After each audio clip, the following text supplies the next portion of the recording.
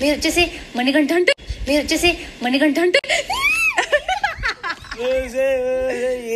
Guts ఎందుకండి బాబు అనిపించింది చెప్పడానికి? ఎందుకంటే అందరూ మనీకి ఎందుకు టార్గెట్ చేస్తున్నారు అన్నారు కదా, సో అనుకున్నాం ఎవ్వరు మనీ పేరు చెప్పరు, ఎందుకంటే మనీకి ఒక సింపతి వచ్చేసింది. సో అందరూ మనీ పాయింట్ ఆఫ్ వ్యూ నుంచి అర్థం చేసుకుని ఎవ్వరు మనీకి చెయ్యరు, మనమే తప్పని చెప్తారు అనేసి ఫిక్స్ అయిపోయారు అందరూ మన సైడ్ వాళ్ళు. సో ఇన్స్టెడ్ ఆఫ్ ఆడియన్స్ ఉంటారులే కానీ దానికి అర్థం చేసుకుని ఆటలు ఆడతాం అంతే మనం కూడా. ఈమె మొత్తం సైక్ అయిపోయింది.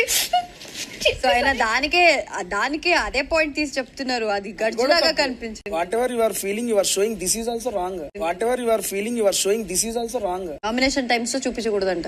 అరే ఎందుకు అనవసరంగా ఊరికనే ఇదైపోతారు? నేను చెప్పానా మీకు సైలెంట్ గా ఉండని.